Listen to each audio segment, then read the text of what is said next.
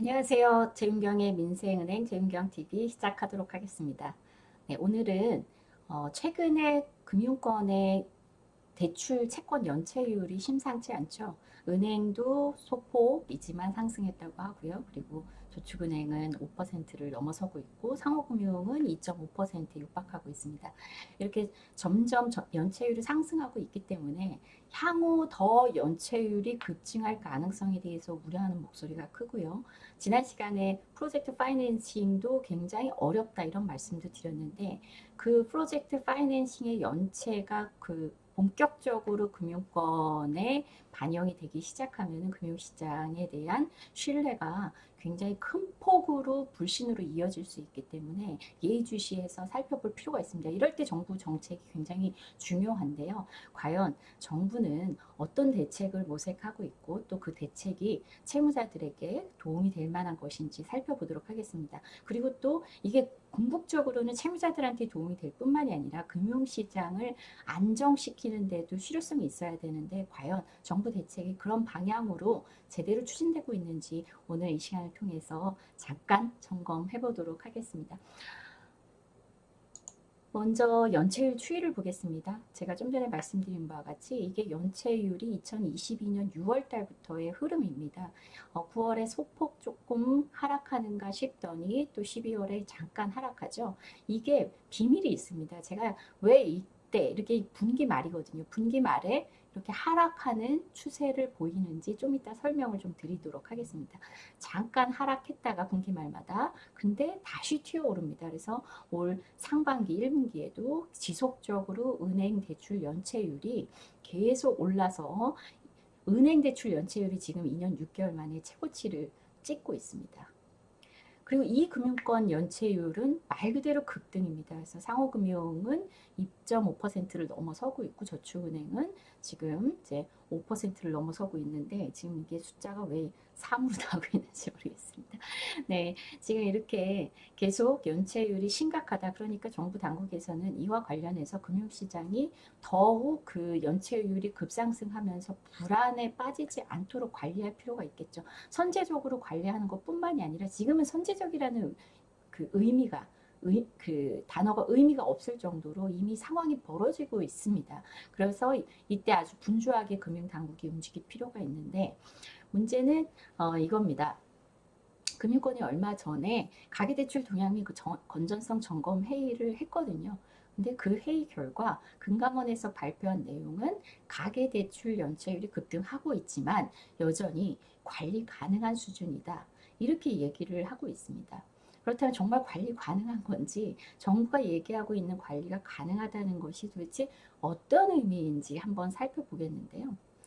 최근에 보면은 은행들이 부실 채권을 없애고 있습니다. 제가 이 시간을 통해서 많이 말씀을 드렸습니다. 그 3개월 이상 연체된 채권을 고정이하 여신이라고 하고 그 고정이하 여신부터 부실 채권으로 분류가 되고 이 부실 채권 비율이 높으면 충당금을 더 쌓는 등의 금융회사들의 부담이 가중될 수밖에 없습니다. 그래서 이 부실 채권을 줄이거나 없애거나 하는 방식으로 금융권의 건전성 관리를 해야 됩니다. 그리고 정부 당국은 금융권이 부실채권을 잘 관리를 하고 있는지 부실채권이 발생하지 않도록 사실은 이미 대출을 일으킬 때 건전한 대출을 하는 것이 맞지만 그럼에도 불구하고 뭐 모든 채권이 다 상환이 원만히 이루어지는 건 아니죠. 부실채권이 발생할 수 있습니다. 이런 부실채권이 발생했을 때 부실 비율을 일정 이하로 유지하면서 금융회사의 건전성을 유지하도록 그 정부 당국에서는 관리를 해야 되는데요. 이 부실 채권을 관리하는 방식 중에 제가 말씀을 많이 드렸죠. 그래서 한 3개월 정도 연체된 채권을 은행들은 갖고 있으면 부담이 되니까 팔아치우거나 아니면은 상각 처분해서 그래서 공식적인 회계장부에서는 지워버리고 특별 회계장부로 옮겨서 그렇게 채권을 없애버린다 이렇게 말씀드렸습니다. 그리고 이런 얘기도 이렇게 드렸던 거 기억나실 겁니다. 채권은 없어졌지만 공식적인 장부에서는 사라졌어요. 예를 들면 김아무개 씨가 은행에 1,000만 원을 빌려서 열심히 갚다가 3개월 정도 연체를 하게 되면 이게 부실채권이 되죠. 그러면 1,000만 원이 부실채권이 되는데 그에 맞춰서 충당금을 쌓느니 이 1,000만 원짜리 부실채권을 공식적인 장부에서는 원래는 자산입니다.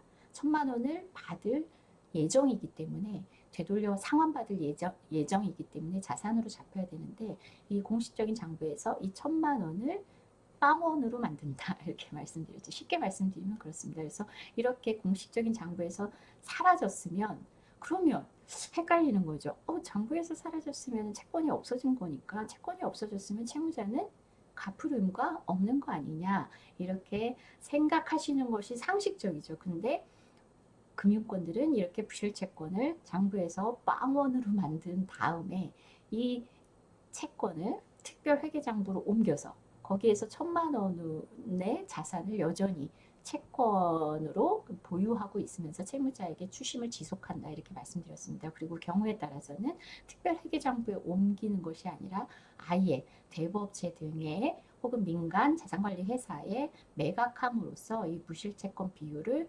낮추는 방식으로 관리를 하고 있다 이렇게 말씀드렸죠. 바로 그겁니다. 지금 4개 은행만 제가 조사를 해보니까 이렇게 자료가 있더라고요.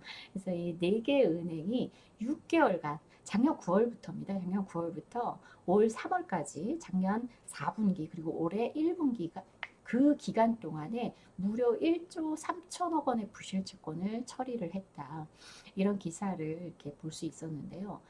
그러면 아까 제가 그래프 잠깐 보여드렸잖아요. 왜 이렇게 9월 달에 그 연체율이 하락하고 또 12월에 하락하느냐. 바로 그겁니다. 요 분기 말 되기 이전에 연체율을 집계하기 이전에 부실채권을 팔았기 때문입니다. 한마디로 연체하는 사람이 줄어든 게 아니라 연체하던 분들이 다시 정상적으로 상환하는 그런 채권으로 정상채권으로 바뀐 것이 아니라 0.24%였던 것이 0.21%로 떨어진 이유가 연체된 부실채권을 상각 처리하거나 그러니까 손실 처리해서 장부에서 빼버렸거나 아니면은 매각해버렸기 때문에 부실채권 비율이 낮아진 겁니다.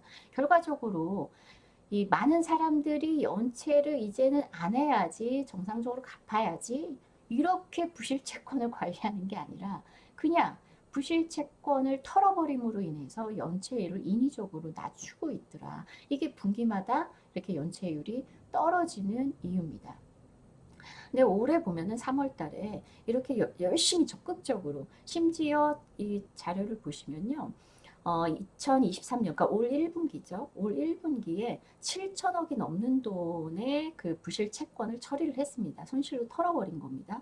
근데 이 규모가 작년 1분기에는 3,900억 정도 됐었거든요. 그러니까 거의 2배 가까이 이 부실 채권을 처리한 규모가 늘어난 겁니다. 그렇게 2배 가까이 부실 채권을 갖다 버렸는데 그럼에도 불구하고 이 그래프 보시면은 이렇게 분기 그 3월 달에도 여전히 0.33%거든요. 그러니까 1월 달에 0.31%, 2월 달에 0.36% 찍고 그리고 부실채권을 처리했는데 0.33% 여전히 1월 달보다는 높습니다. 그래서 원래는 부실채권 처리하고 나면 연체율이 좀 낮아져야 됨에도 불구하고 연체율이 올라갔다. 이 얘기는 뭐냐면 열심히 처리하고 갖다 버리는데도 불구하고 연체하는 속도가 더 빠른 겁니다. 그만큼 지금 현재 많은 채무자들이 빚을 갚기 굉장히 곤란한 상황이고 그로 인해서 연체하는 사람들이 부실채권 처리 속도보다도 더 빠르게 급증하고 있다는 것을 의미합니다. 근데 생각해 보면은 참 황당하죠. 제가 작년 4분기에 또 처리한 그 부실채권의 규모를 보니까 한 5,800억 정도 되거든요. 그러니까 결국 작년 4분기면은 이제 9월부터 12월이죠. 3개월이고 그리고 올 1분기 7천억 정도를 처리를 했습니다. 결국 작년 9월부터 올 3월까지 4개 은행에서만 6개월간에 무려 1조 3천억 원의 그 부실채권을 지워버렸다. 그럼에도 불구하고 은행권의 전체적인 연체율이 올라가고 있다. 이거는 굉장히 사실 아주 부정적인 시그널이라고 해석할 수 있습니다. 그러면 정부가 그렇게 얘기했다 그랬죠. 가계대출 동향 및 건전성 점검 회의를 통해서 지금의 가계대출의 금융권 연체율이 심각해 보이기는 하나 여전히 관리 가능하다. 이렇게 얘기를 했단 말이에요. 도대체 정부가 관리하겠다라는 방향이 뭔가 이렇게 좀 들여다봤습니다. 그랬더니 정부가 비공개 간담 회의를 한 거예요. 저축은행에 특히 그 여신 담당, 그 자금 담당 관련된 임원진들을 모아서 비공개 간담회를 하면서 이 두 가지 관리 방안을 발표를 했다고 해요. 내부적으로 협의를 했다고 합니다. 첫 번째가 뭐냐면요. 부실 채권의 상각 기준을 완화하겠다. 이렇게 얘기를 했습니다. 이 얘기가 뭡니까? 원래 부실 채권이 이제 1,000만 원 이하의 채권의 경우에는 부담부 채권의 경우에는요. 자체 상각이 가능합니다. 물론 뭐 연체 기간에 그 기준이 있기는 하지만 어쨌든 부실 채권에 1,000만 원 이하는 자체 상각이 가능한데 1,000만 원 이상은 금감원의 심사를 받고 그리고 승인을 받아야 됩니다. 지금 정부가 얘기하는 게 뭐냐면 부실 채권을 털어버리는데 한마디로 장부에서 지워버리는데 이전에 1,000만 원 이상의 채권은 절차가 복잡하니 그래서 상각을 하는데 좀 시간도 걸리고 경우에 따라서는 상각이 잘 안 되니까 그러니까 이런 절차를 금융권들이 적극적으로 활용하기가 좀 어려우니까 그래서 그때그때 연체율이 급등하는 것을 조절을 해야 되는데 예, 그러는데 굉장히 좀 절차가 복잡하다 이런 민원을 제기를 했는지 정부에서는 부실 채권의 상각 기준을 완화시켜 주겠다 이렇게 얘기를 하는 겁니다. 이 얘기가 뭡니까? 쉽게 얘기해서 연체된 채권을 빨리빨리 장부에서 지워버릴 수 있도록 그냥 승인 마구 해주겠다. 신속하게 심사, 신속하게 승인해 주겠다. 이런 내용을 비공개 간담회에서 협의를 했다는 겁니다. 이 얘기는 뭐죠? 그러니까 연체율을 국민들한테 보여지는 숫자를 빨리빨리 줄여주기 위해서 물론 뭐 연체율 자체가 낮아지는 거는 나쁘지 않죠. 근데 문제는 뭐냐면 정말 연체하는 사람들이 줄어야 연체율이 낮아지는 것을 의미하는 거지. 연체하는 사람들은 계속 늘어나고 있는데 발표되는 연체율 수치만 낮아진다고 해서 금융시장이 건전하다. 과연 이렇게 얘기할 수 있겠습니까? 그렇지 않죠. 그래서 사실은 정부가 연체율이 급등한다라고 할 때 내놔야 되는 대책은 이렇게 부실 채권을 장부에서 그냥 빨리빨리 지울 수 있도록 절차를 간소화해 주겠다. 승인도 빨리빨리 해주겠다. 신속하게 심사해 주겠다. 이런 식으로 대책을 내놔서는 안 된다는 겁니다. 아까도 말씀드렸지만 부실 채권이 정상적인 공식적인 회계장부에서 빠졌다고 해서 채무자가 갚을 의무가 없어지는 것은 아니다. 이렇게 말씀드렸죠. 결국은 여전히 채무자들은 연체자들이 급증하면서 연체에 내몰려서 강도 높은 출시임에 내몰려 있는 상황입니다. 그래서 사실은 정부가 제대로 된 대책을 내놓겠다고 하면은 정상적인 장부에서 채권을 그냥 사라지게 하겠다. 이게 문제가 그거거든요. 정상적인 그 장부에서 빠지고 나면요. 가계부채 전체 정부가 집계하는 총량에서도 이 채권이 사라집니다. 그래서 기억하실지 모르겠지만 작년 4분기부터 올 1분기까지요. 가계부채 총량이 감소했습니다. 이렇게 그냥 정부가 발표한 내용만 들어보면은 가계부채 총량도 줄었어? 업무 연체율도 줄었어? 아, 금융시장이 괜찮아지나 보다 라고 생각할지 모르지만 만약에 진짜 괜찮아지는 거라면 어때야 됩니까? 연체하던 분들이 소득이 들어서 연체하지 않고 정상적으로 상환하는 사람들로 편입이 돼야 되고요. 가계부채 총량이 줄었다? 이 얘기는 뭡니까? 사람들이 금리가 높아지니까 아우 이자 부담이 너무해. 안 되겠어. 빚 갚아야지 안 되겠어. 그래서 다른데 돈을 모아놨던 돈을 찾아서 빚을 갚을 때 그래서 빚을 상환했으니까 가계부채 총량이 줄어드는 이게 아주 건전한 거죠. 이게 건전성 관리라고 얘기할 수 있습니다. 근데 사실은 지금은 뭡니까? 그게 아니죠. 사람들은 여전히 연체하고 있고 사람들은 빚을 못 갚고 있습니다. 못 갚고 있는데 가계부채 총량은 줄었다. 이해가 안 되는 거죠. 이해가 안 되는 거죠. 여전히 신규 대출자들은 있거든요. 신규 대출자들이 있음에도 불구하고 가계부채 총량이 줄었다? 그 얘기는 그만큼 부실 채권을 빨리빨리 처리하고 있는데 그게 채무자들에게 정상적으로 상환할 수 있도록 이 채권 채무 계약을 들여다보고 채무 재조정을 해주고 선생님 소득이 감소하셨군요. 혹은 소득은 그대로인데 이자 부담이 너무 높아져서 상환이 어려우시군요. 그러면 이자율을 좀 조정해 드리겠습니다. 혹은 이자 납입을 좀 유예시켜 드리겠습니다. 이런 식으로 채무자들이 잘 상환할 수 있는 환경을 만들어서 건전하게 관리하는 게 아니라 그게 아니죠.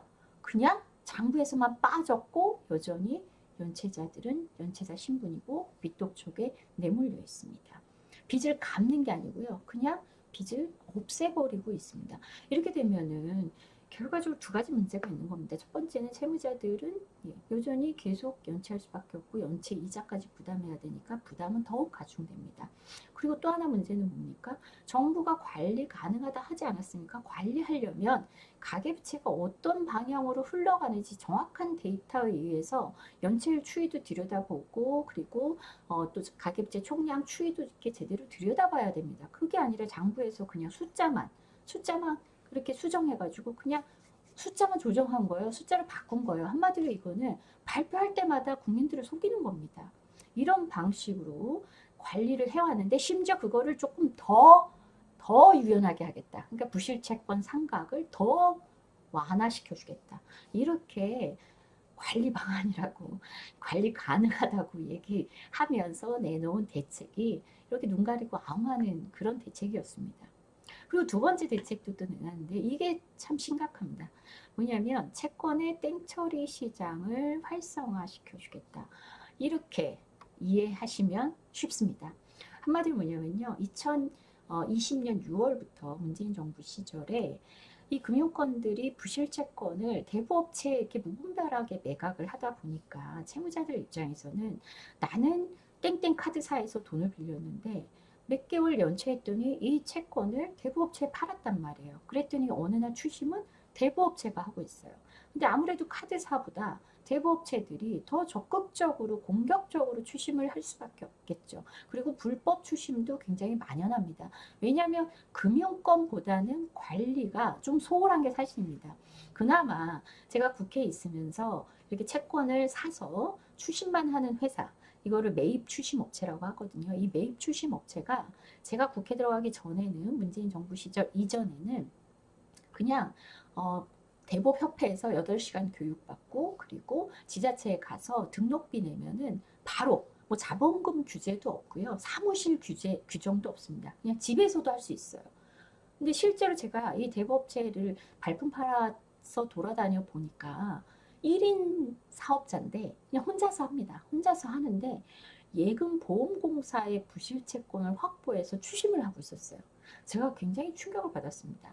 아니 예금보험공사 같은 공공기관인데 이런 공기업의 공공기관의 채권을 이렇게 자격이 의심스러운 사람한테 채권이 넘어오고 있단 말이야. 도대체 이 시장은 이게 너무 비상식적이지 않는가. 게다가 이게 채권 행위라는 것이 고도의 법률 행위지 않습니까? 근데 많은 자격 기준을 갖고 그리고 또 제대로 이 채무자들을 추심하고 있는지 법을 잘 지키고 있는지 법적인 범위를 넘어서서 채무자에게 불법적 추심을 하고 있는 건 아닌지 그리고 이 추심하는 과정에서 이 채권은 정상적인 채권인지 이런 전체적인 어떤 관리 감독을 제대로 받아야 됨에도 불구하고 그런 게 전혀 이루어지지 않고 있는 자격이 어떤지 알 수 없는 개인 사업자, 1인 사업가가 예금보험공사 같은 공공기관의 채권을 확보해서 추심을 하고 있다. 저는 굉장히 충격을 먹었습니다.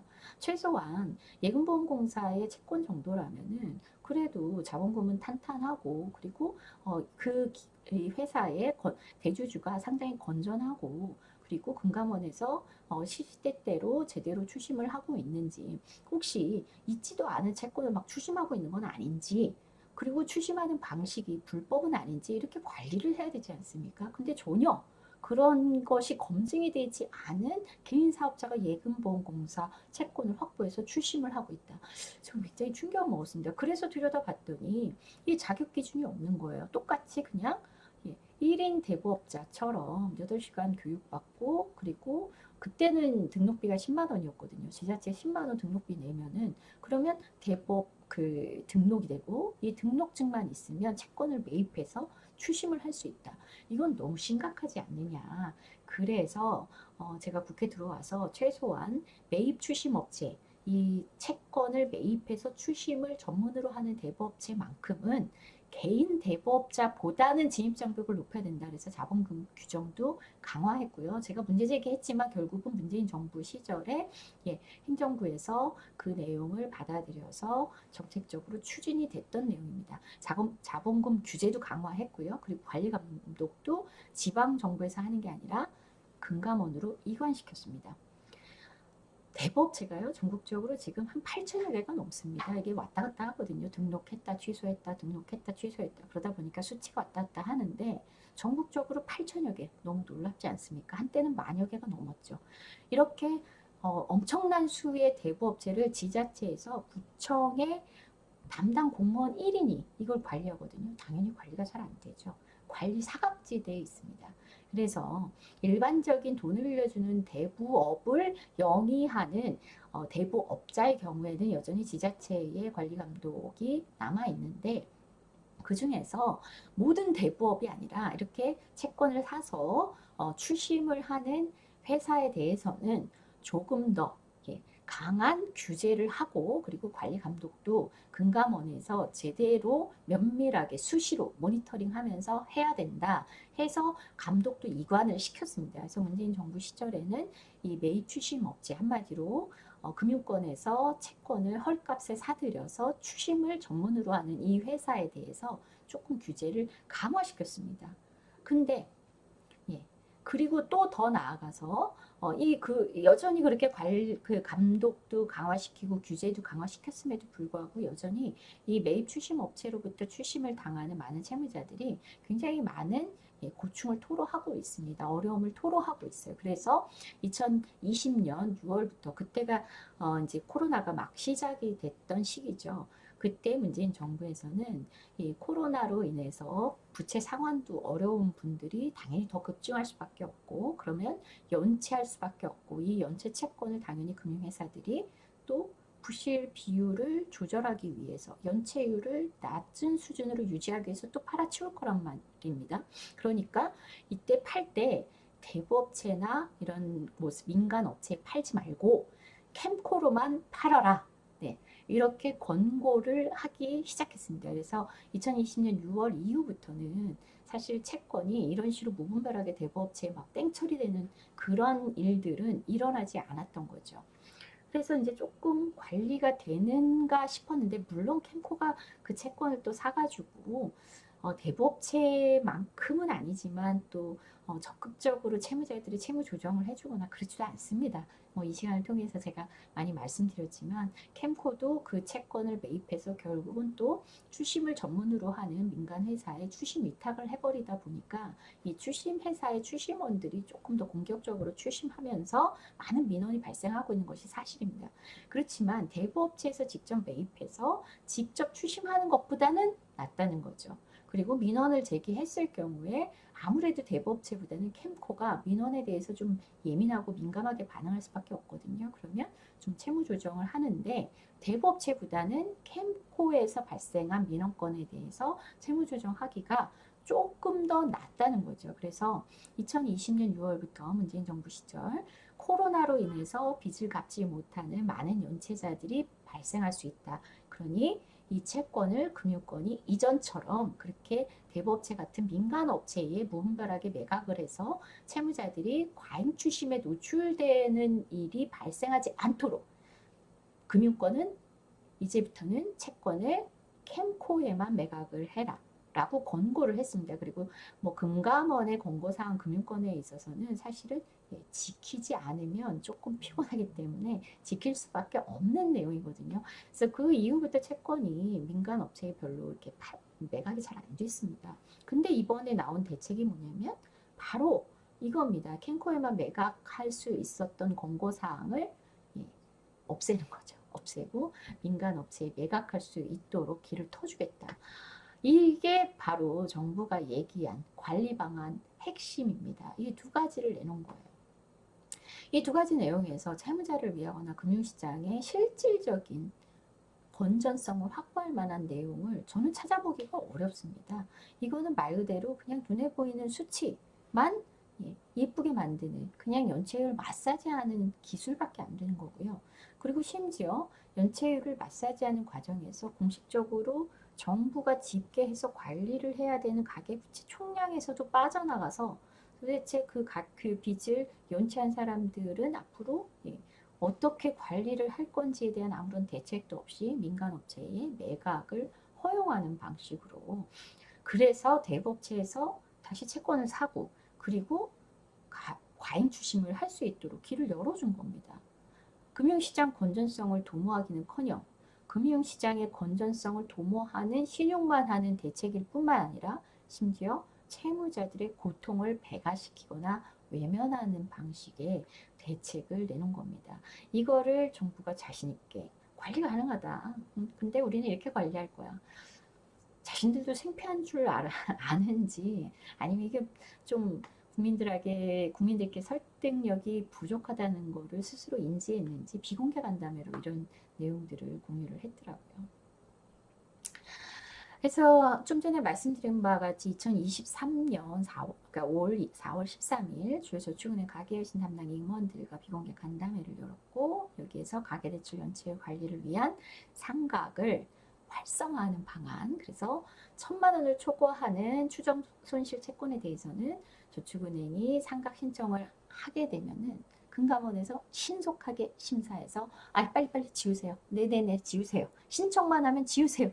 이렇게 해주겠다라고 약속을 한 겁니다. 그러면서 좀 적극적으로 연체율을 좀 낮추세요. 이렇게 얘기를 하는 거예요.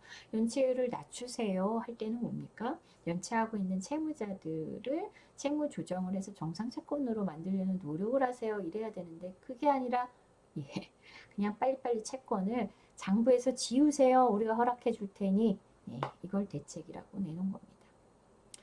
그리고 빚땡 처리 시장. 그래서 아까도 말씀드렸지만 2020년 6월부터 모든 개인 무담보 채권 캠코인만 매각하도록 했던 거를 대법업체 등에 무분별하게 매각이 가능하도록 그렇게 규제 완화 정책을 내놨습니다. 오늘 정부 대책을 잠깐 이렇게 말씀드렸는데요. 이런 식으로 대책을 내놓으면요. 저는 하반기에는 결국은 지난 시간에 그렇게 말씀드렸잖아요. 금융위기가 이 패닉을 거쳐서 자산 디플레이션, 한마디로 빚을 갚는 게 아니죠.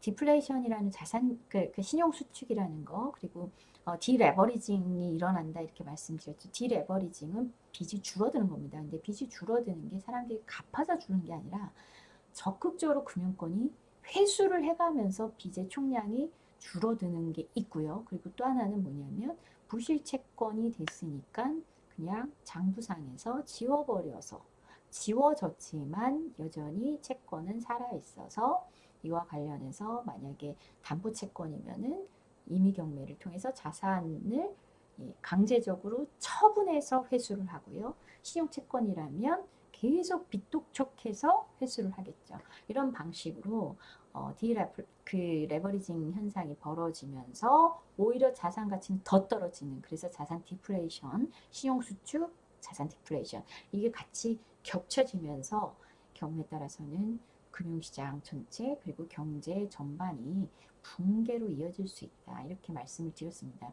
이때 정부가 이 붕괴로 이어지지 않도록 적극적으로 관리하려면요. 이렇게 너무나 강압적이고 강제적인 자산 디플레이션이 발생하지 않도록 한마디로 임의경매를 못하도록 하는 채무자 보호 조치, 그리고 또 너무 공격적으로 채권을 회수하려고 하는 디레버리징 이런 것들을 조금 조절을 하는, 그래서 너무 공격적으로 빚을 회수하려고 하지 말고 채무자가 자신의 상황에 맞게 채무 상환이 정상적으로 가능하도록 도와주는 그런 채무 조정 절차를 좀 적극적으로 정부가 정책을 추진하게 되면요. 오히려 금융시장은 이렇게 극단적인 형태로 금융위기를 맞지 않을 수도 있습니다. 그래서 어느 정도는 소프트 랜딩이 가능할 수 있거든요. 그럼에도 불구하고 지금 정부가 추진하고 있는 정책은 오히려 신용수축, 아주 공격적인 신용수축과 자산 디플레이션을 일으키는 그런 방식의 정부 정책이 추진되고 있다는 점에서 금융위기를 관리 가능하다라고 얘기했는데요. 전혀 관리가 안 되고 있습니다. 오히려 채무자들이 각자 도생해야 되는 아주 위험천만한 금융시장을 만들고 있다는 점. 오늘은 이렇게 정부 정책의 문제점을 들여다봤습니다. 말 그대로 각자 도생해야 되는 거 아닌가라고 위기의식을 가지실 필요가 충분히 있고요. 그렇지만 저희가 적극적으로 또 다른 형태의 채무조정 방안을 이렇게 도와드리도록 하겠습니다. 방법을 알려드릴 거고요. 그래서 그냥 각자 도생하시지 마시고 정부는 믿을 수 없으나 우리끼리는 믿고 그리고 민주당에서도 앞으로 적극적으로 이렇게 채무 상담을 통해서 채무 조정 프로그램이 실질적으로 빚을 갚기 어려운 빚을 감당할 수 없는 채무 취약계층에게 도움을 드리려고 계획을 하고 있습니다. 네, 앞으로 이 방송을 통해서 좀 적극적으로 함께 길을 찾아보는 그런 시간이 됐으면 좋겠습니다. 네, 오늘은 방송 여기까지 하고 마치도록 하겠습니다. 고맙습니다.